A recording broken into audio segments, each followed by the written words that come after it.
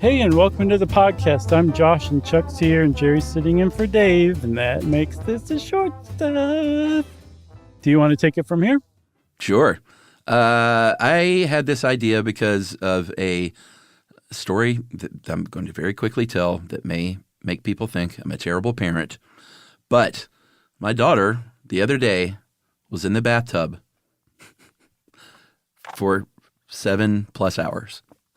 What? What'd she do in there? Did she read or play video games or meditate? She's always like long baths. She just kicks it and plays with her little action figures. We call them her cuckoos, and she's always just done voices and little made-up worlds, and just sometimes it's music, sometimes it's her favorite podcast, Story Pirates. Mm-hmm. But the other day, she got in early in the morning. It was a Saturday. She didn't have anything going on. Mm-hmm. And she just stayed and stayed. And then I think was playing it up because I kept going in there every hour and saying, a new household record.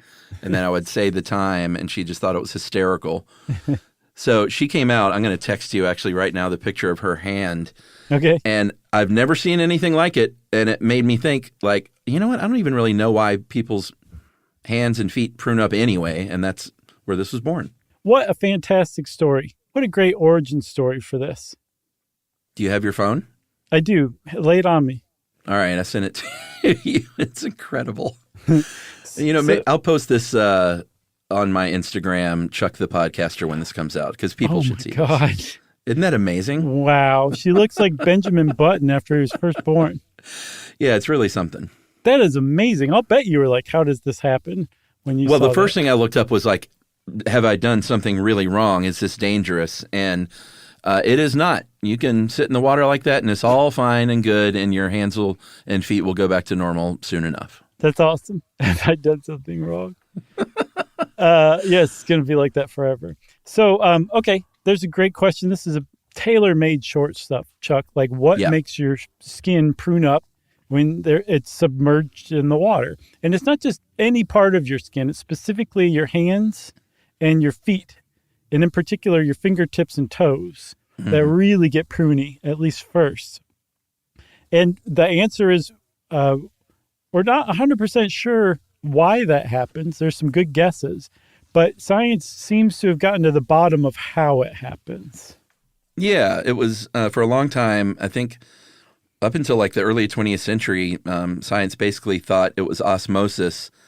So, the movement of water from one place to another, in this case, from the outer layers, the drier outer layers of the skin, retreats essentially. And so your skin and hands expands that surface area, right, and it just gets wrinkly. But then they were like, wait a minute, that's not the case. No, because somebody figured out in the 1930s that if you have nerve damage on your fingertips, you can soak in palm olive till the cows come home and you're not going to get pruny fingers. So they're like, that doesn't make any sense. Like if it's just osmosis, it should happen to anybody with skin in water. That's just how that works. So they're like, since it's nerve damage, that makes us think that there's some sort of maybe autonomic nervous system control going on. And it turns out that's exactly what it is. And the original scientists who thought that it wrinkled from your skin puffing up, we're kind of looking at it backwards. Mm-hmm. And it turns out your skin is actually shrinking when it gets all pruny from being in the water. Yeah, it's vasoconstriction. So your blood vessels under the epidermis are shrinking. And it's just a response to water. When you put something in water for your skin that is in water too long, the nervous system is going to restrict that blood flow automatically. It's a part of, like you said, the autonomic system, which controls perspiration and breathing and the things we don't need to think about. And this is just another one. You lose that volume in each little fingertip, and they shrink inward, and it looks pruny. Yeah. So rather than puffing out, paying attention to those ridges, you wanted to look at the valleys. That's the key, the valleys. Yeah, the valleys. So science finally figured that out, and apparently they've known it for decades. I didn't know what it was until just now, so thanks for that. And I say we take a break because it's kind of like the Wild Wild West, just a total free-for-all in explaining why that happens.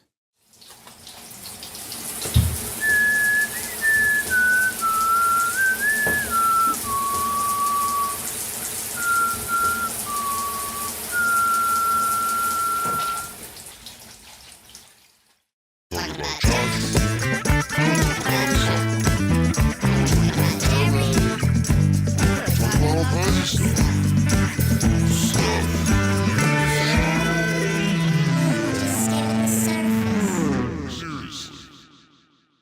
Chuck, there's a bunch of different theories about why our fingers prune. Because if you think about it, it doesn't really make sense. If it's not osmosis, and it's just like a passive response to being in water, but our actual nervous system is doing this, why? Is there an evolutionary advantage to it? Because think about it, it takes energy to do that. And over time, that would suggest that natural selection selected for that trait in humans, and it turns out macaques.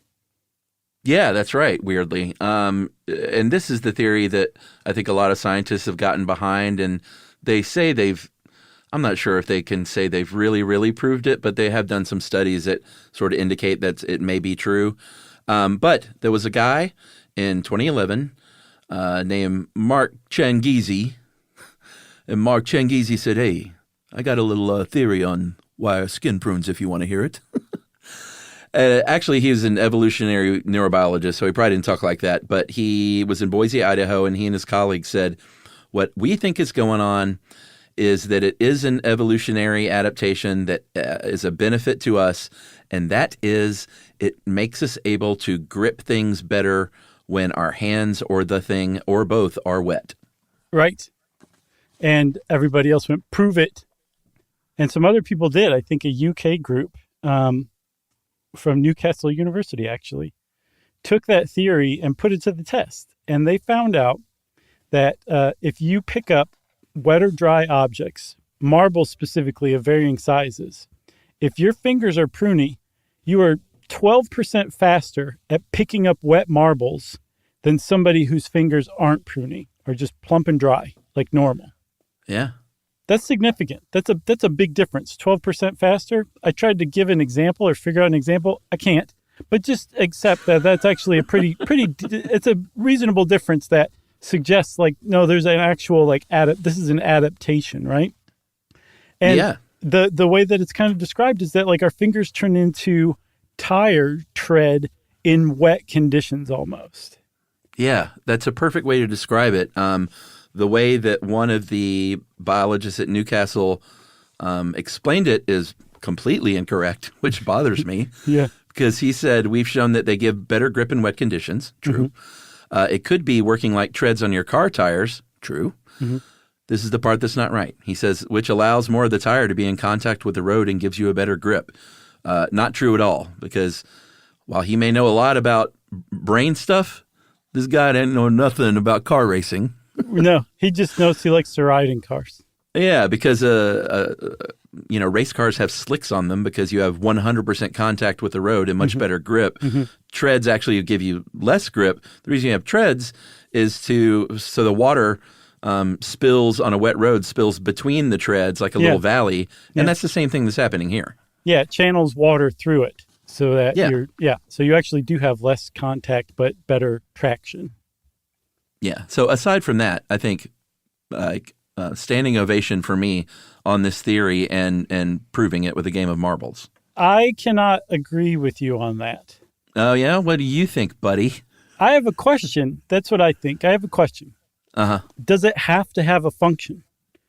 Can it just be a consequence of the fact that we have evolved to send our hot blood toward the core when we're submerged in water to keep us alive, to keep the important bits alive, which means that the blood flows away from our extremities, like our fingertips.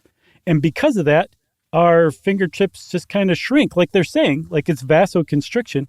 Does it have to have a reason evolutionarily, or can it just be a consequence of that, a byproduct that doesn't make any sense, or it just so happens it gives us better grip, or we have better grip when our fingers are pruning?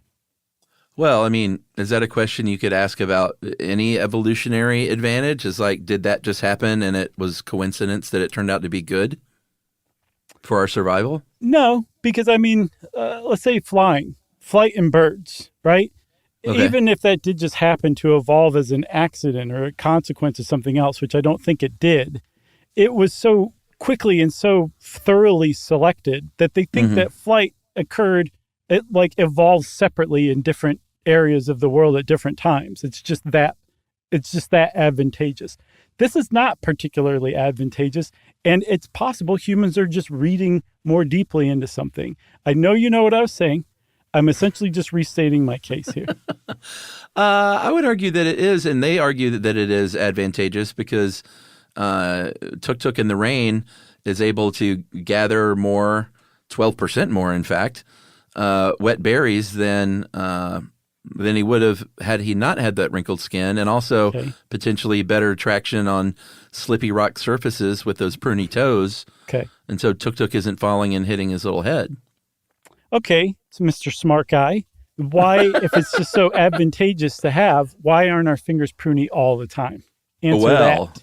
I know you're being coy because I have no idea, but they did ask those scientists that same question, and they said that it's not too clear, but their initial thought was, here's the quote, our initial thoughts are that this could diminish the sensitivity in our fingertips or could increase the risk of damage through catching on objects. So skin goes back to smooth fingertips when it's not needed because that, isn't so great to have full time.